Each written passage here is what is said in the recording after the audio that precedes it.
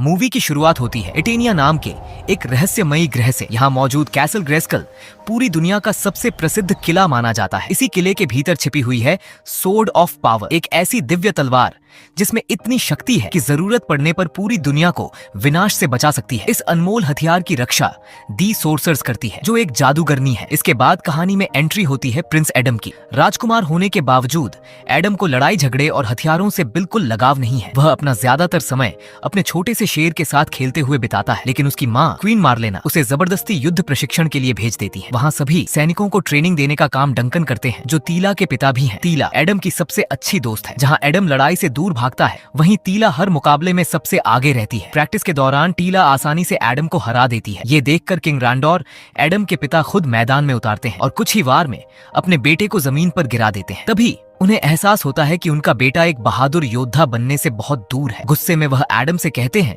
कि इस दुनिया में डरपोक लोगों के लिए कोई जगह नहीं है। ये सुनकर एडम उदास हो जाता है और टीला उसे संभालने की कोशिश करती है। इसी दौरान अचानक आसमान में विशाल युद्धपोत दिखाई देते हैं और पूरे महल पर हमला शुरू हो जाता है। इस हमले का नेतृत्व स्केलेटोर कर रहा होता है। उसका मकसद कासल ग्रेस्कल पर कब्जा करना और सोर्ड ऑफ पावर हासिल करना है। महल के सभी योद्धा तुरंत युद्ध के मैदान में उतर जाते हैं। तभी पता चलता है कि इटर्निया के कई योद्धाओं के पास अनोखी शक्तियां हैं। कोई अपनी गर्दन मनचाही लंबी कर सकता है, कोई अपने शरीर को रोबोट में बदल सकता है। वे दुश्मनों का डटकर मुकाबला करते हैं, लेकिन दुश्मनों की संख्या इतनी ज्यादा होती है कि धीरे धीरे वे कमजोर पड़ने लगते हैं। मौका मिलते ही स्केलेटोर महल के अंदर पहुंच जाता है और सीधे किंग रैंडोर और क्वीन मार्लेना के सामने आ खड़ा होता है। किंग रैंडोर पूरी ताकत से उसका सामना करते हैं, लेकिन अकेले इतने सारे दुश्मनों को रोक पाना उनके लिए नामुमकिन साबित होता है। आखिरकार स्केलेटोर उन्हें बंदी बना लेता है और किंग रैंडोर का ताज अपने सिर पर पहन लेता है। उधर हालात बिगड़ते देख the sorceress sword of power Adam को सौंप देती है। वह एक विशाल जादुई पोर्टल खोलकर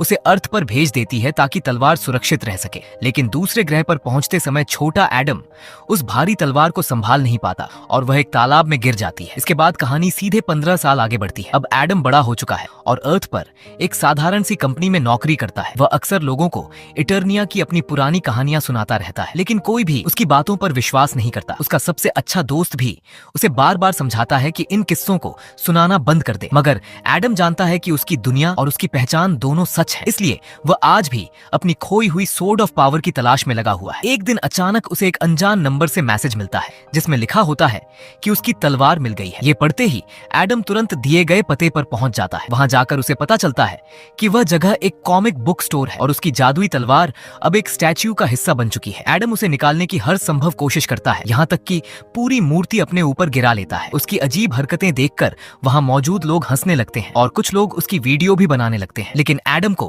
किसी की परवाह नहीं होती। वह द सॉर्सरस द्वारा सिखाए गए जादुई शब्द भी बोलता है, मगर इस बार भी कुछ नहीं होता। आखिरकार पुलिस उसे तलवार चुराने की कोशिश के आरोप में गिरफ्तार कर लेती है, लेकिन तभी हाईवे पर अचानक लंबा ट्रैफिक जाम लग जाता है। शुरुआत में सब कुछ सामान्य लगता है, लेकिन अगले ही पल एडम की आंखें खुली की खुली रह जाती हैं। उसके सामने बीस्ट मैन, जो स्केलेटोर का भेजा हुआ एक दरिंदा होता है, वहां पहुंच जाता है और पुलिस की गाड़ी में बैठे एडम पर हमला कर देता है। एडम तुरंत अपनी सोर्ड ऑफ पावर उठाकर वहां से निकलने की कोशिश करता है, लेकिन बीस्ट मैन एक भारी ट्रक उठाकर उसकी तरफ फेंक देता है। बीस्ट मैन अब एडम को खत्म करने ही वाला होता है कि तभी एक रहस्यमयी लड़की वहां पहुंचती है। वह अपने हाईटेक हथियारों से लगातार फायरिंग करते हुए बीस्ट मैन पर टूट पड़ती है और आखिरकार उसे हाईवे से नीचे गिरा देती है। इसके बाद वह एडम के पास आती है। उसे देखते ही एडम हैरान रह जाता है, क्योंकि वह कोई और नहीं बल्कि उसकी बचपन की दोस्त टीला होती है। एडम तुरंत पूछता है, तुम यहाँ कैसे पहुंची और तुम्हें मेरे बारे में कैसे पता चला? इस पर टीला बताती है कि जैसे ही एडम ने सोर्ड ऑफ पावर को ढूंढा, तलवार ने अपनी ऊर्जा का संकेत भेज दिया। उसी पल उन्हें भी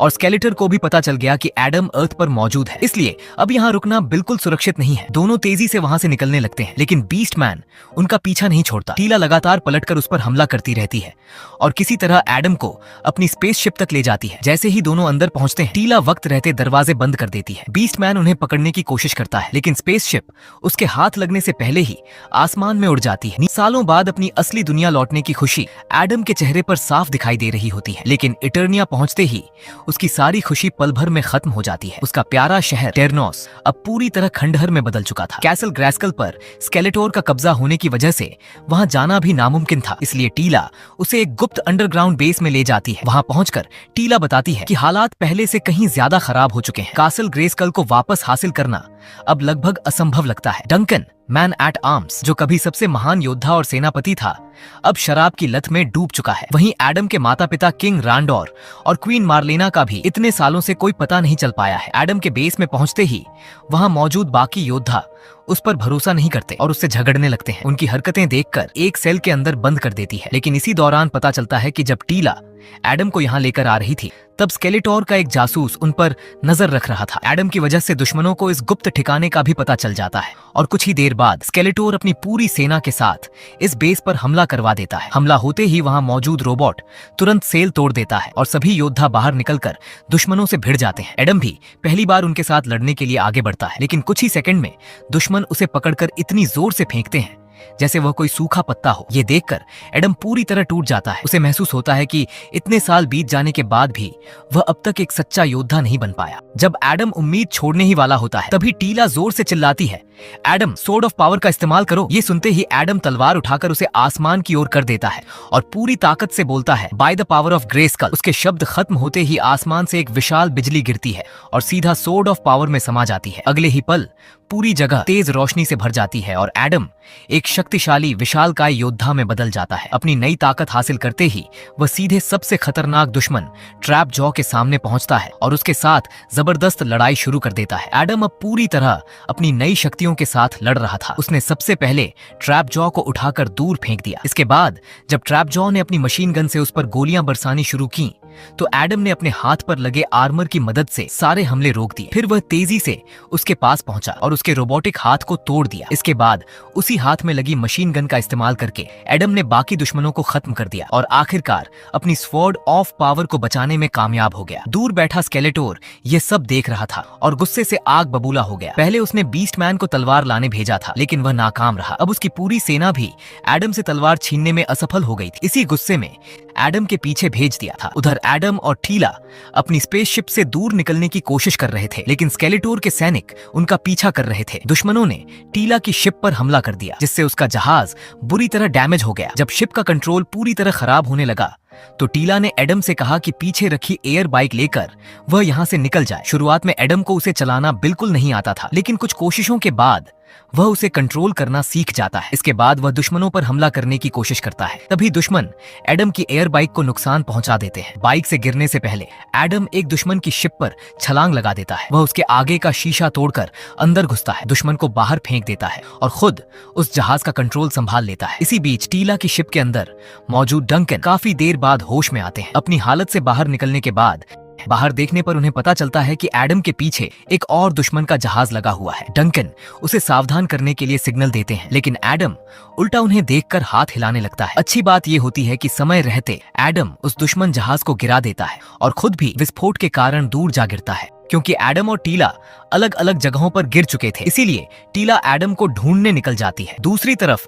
एडम को भी होश आ जाता है। तभी अचानक उनके सामने स्केलेटोर का एक होलोग्राम दिखाई देता है। स्केलेटोर धमकी देता है कि अगर एडम सोर्ड ऑफ पावर लेकर उसके पास नहीं आया तो वह उसके माता पिता को मार देगा। ये सुनते ही एडम के अंदर अपने परिवार को बचाने का जुनून जाग जाता है। इसके बाद सभी योद्धा स्केलेटोर के ठिकाने स्नेक माउंटेन की तरफ निकल पड़ते हैं। स्नेक माउंटेन पहुंचने के बाद एडम और टीला दोनों अंदर जाकर स्केलेटोर का सामना करेंगे, लेकिन इससे पहले कि एडम स्केलेटोर तक पहुंच पाता, स्केलेटोर उसके सामने उसके पिता किंग रैंडर को ले आता है। एडम एक पल के लिए रुक जाता है। इतने सालों बाद वह पहली बार अपने पिता को देख रहा था। वहीं किंग रैंडर भी अपने बेटे को एक शक्तिशाली योद्धा के रूप में देखकर गर्व महसूस करते हैं। स्केलेटोर एडम से कहता है कि अगर वह सोर्ड ऑफ पावर उसे नहीं देता तो वह उसके पिता को मार देगा, लेकिन एडम तलवार देने से मना कर देता है। फिर से जबरदस्त लड़ाई शुरू हो जाती है। इस लड़ाई की वजह से पूरी गुफा हिलने लगती है। ऊपर से बड़े बड़े पत्थर टूटकर नीचे गिरने लगते हैं और उन्हीं मलबों के नीचे किंग रैंडोर दब जाते हैं और उनकी मौत हो जाती है।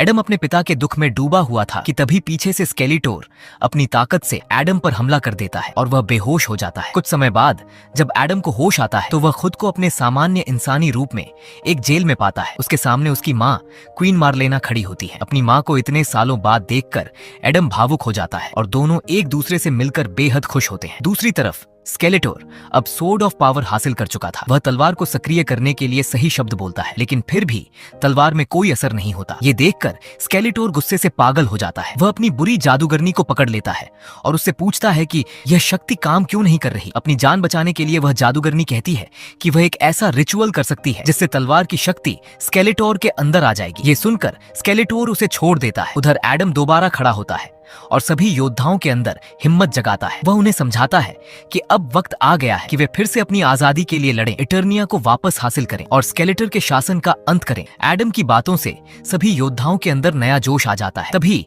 रोबोट अपनी ताकत से जेल तोड़ देता है और सभी कैदी बाहर निकल आते हैं। अब यह लोग स्केलेटर के ही जहाजों को लेकर उसके खिलाफ युद्ध करने निकल पड़ते हैं। वहीं दूसरी तरफ स्केलेटोर स्वॉर्ड ऑफ पावर लेकर कैसल ग्रेस्कल पहुंच चुका था। वह तलवार को उसकी असली जगह पर रखकर एक खास रिचुअल के जरिए उसकी सारी शक्ति अपने अंदर लेना चाहता था। ठीक उसी समय एडम वहां पहुंच जाता है और तलवार को उसके हाथ लगने से पहले ही पकड़ लेता है। एडम अभी सोर्ड ऑफ पावर की ताकत दोबारा इस्तेमाल करने की कोशिश ही कर रहा था कि स्केलेटोर अपनी शक्तियों से उसे कमजोर करने लगता है। वहीं दूसरी तरफ टीला स्केलेटोर की जादूगरनी से लड़ रही होती है। आखिरकार स्केलेटोर के हमलों से सोर्ड ऑफ पावर टूट जाती है। ये देखकर स्केलेटर जोर जोर से हंसने लगता है और कहता है कि वह तो समझ रहा था ये दुनिया की सबसे शक्तिशाली तलवार है, लेकिन ये तो उसके कुछ वार भी नहीं सह पाता। वह एडम के सिर पर हाथ रखकर उसकी पुरानी दर्द भरी यादों में उसे कैद कर देता है। कभी वह उसके ऑफिस में दिखाई देता है, कभी उसके पुराने संघर्षों में, और कभी उसे उसके घर तक ले जाकर उसकी यादों को दर्दनाक बना देता है। अपने घर में एडम को अपनी पुरानी बनाई हुई ड्रॉइंग्स दिखाई देती हैं। उन्हीं ड्रॉइंग्स में उसे द सॉर्सरेस की तस्वीर नजर आती है। तभी वही रहस्यमयी पक्षी उसके कमरे में आ जाता है। एडम को एहसास हो जाता है कि यह पक्षी कोई और नहीं बल्कि द सॉर्सरेस ही है। द सॉर्सरेस एडम को बताती है कि असली शक्ति तलवार के अंदर नहीं थी। असली ताकत उन शब्दों में थी जिन्हें बोलकर एडम अपनी शक्ति जगाता था। शक्ति हमेशा उसके अंदर मौजूद थी, बस उसे खुद पर विश्वास करना था। ये बात समझते ही एडम अपनी असली दुनिया में वापस लौट आता है। वह देखता है कि स्केलेटोर ने जो तलवार उसके शरीर में घोंप थी। एडम उसे बाहर निकालता है, तलवार को आसमान की तरफ उठाता है और फिर से कहता है, by the power of Grayskull. Adam को लड़ने के लिए सिर्फ तलवार की जरूरत नहीं थी, क्योंकि उसने अपनी असली शक्ति पहचान ली थी। एडम अपनी ताकत से स्केलेटोर का सामना करता है और पहला ही वार इतना जबरदस्त करता है कि स्केलेटोर का जबड़ा हिल जाता है। इसके बाद एडम उसे बुरी तरह हरा देता है। आखिर में वह स्केलेटोर के जादुई हथियार में सोर्ड ऑफ पावर की ऊर्जा डाल देता है, जिससे वह हथियार फट जाता है और स्केलेटोर का शरीर राख में बदल जाता है। स्केलेटोर को हारता देखकर उसकी बुरी जादूगरनी भी वहां से भाग निकलती है। इसके बाद कहानी 6 महीने आगे बढ़ती है। इटर्निया फिर से पहले की तरह खुशहाल हो चुका होता है। क्वीन मार्लेना दोबारा रानी बन चुकी होती है और पूरे राज्य में शांति लौट आती है। अब एडम अपने दोस्त को अर्थ से एथनिया बुलाता है ताकि वह उसे साबित कर सके कि जो कहानियां वह हमेशा सुनाता था वह सिर्फ कल्पना नहीं थी। और एडम भी उससे मिलकर बहुत खुश होता है और अपना सफर जारी रखता है। यही ये मूवी खत्म होती है। दोस्तों, अगर आपको वीडियो पसंद आई हो तो वीडियो को लाइक और चैनल एस वाई रोमान को सब्सक्राइब जरूर करें।